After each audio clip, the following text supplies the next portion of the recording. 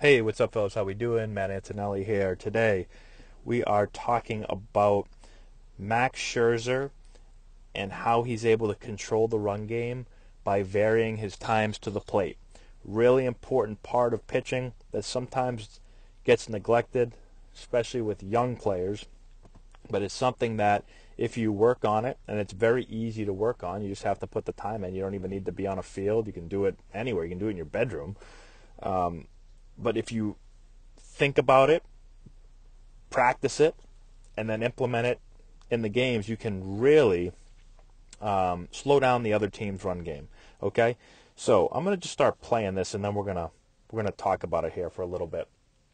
So the important things when you think about controlling the run game, when you think about limiting base stealers' ability to steal bases, whether it's stealing second or stealing third, a lot of people think about picking off, right?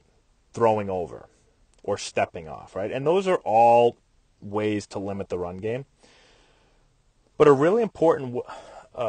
really important way is to vary the times and your looks to the plate. So when there's a runner on first, let's say, you don't want to find yourself getting in the same rhythm where it's get your sign, come set, pitch. Get your sign, come set, pitch. Good base runners will figure out your tempo, and they'll be able to get that split-second jump on you. So you want to make sure that sometimes you're going to get your sign, you're going to come set, and you're going to pitch. Other times you're going to get your sign, you're going to come set, you're going to hold, pitch. Other times you're going to come set and pick. So you're mixing up your holds, your times to the plate, your picks. If you vary all those and mix them up and don't fall into any patterns, well, then it gets really, really difficult for the base runner to get an idea of when to take off, right? And the long hold, here's Scherzer's kind of working on his long holds where he's going to really hold the ball for a long time. This is a really, really good way to limit base stealers because they get uncomfortable. When they get out there and they get their lead, they want to go. And when you hold the ball and hold the ball and hold the ball, they get antsy, right? And they get a little stiff and they get a little tension. They're not free and easy and ready to roll. It's just like if you're a hitter, when the pitcher holds the ball and holds the ball and holds the ball, you kind of get out of rhythm, and typically as a hitter, you'll call time. Well, as a base runner, it's the same thing kind of happens. You want to go. If you're a base stealer, you want to get out there and go, and they don't let you. So let's look at Scherzer here. Let's start over here on the left, okay? Just kind of him doing this, practicing, okay? He's not in a game here. He's just working on it, all right? So he's just getting used to being able to sit there and get comfortable just sitting there and sitting there and sitting there and sitting there and sitting there and then going. Here's him again. So this is all just down in the bullpen. You know, no glove on or anything. Just kind of working on getting the feel, getting comfortable with varying your times and getting comfortable being able to hold that ball for a long time and still feeling good about then going to the plate, right? Not flinching, not moving around, just sitting there and making that guy get uncomfortable. So you can do this, like I said, you don't need to even be at a team practice. You can do this away from the field. Now, if we go to on the right here, this is him in an actual game. All right, so here he is. He comes set.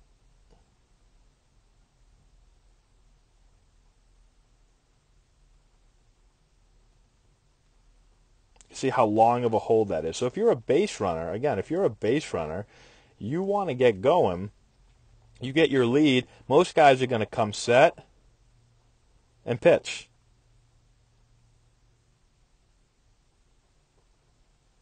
Look at how much longer he holds there.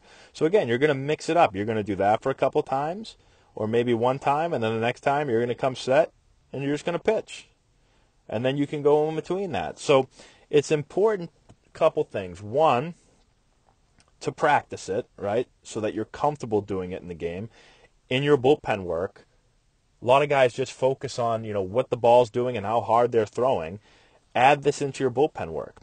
In your mind, put runners at first and second.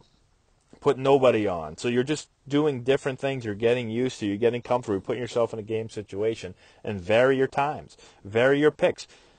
When you're throwing a bullpen, step off sometimes, turn the pick sometimes, right? Don't just get so zoned in and have tunnel vision on just the catcher, right? That's one part of it. And you can have practice sessions, and some of your bullpen can be that, but you want to make sure that you're utilizing some time to be able to work on all facets of pitching, all right? And this is one of the facets, controlling the running game, okay?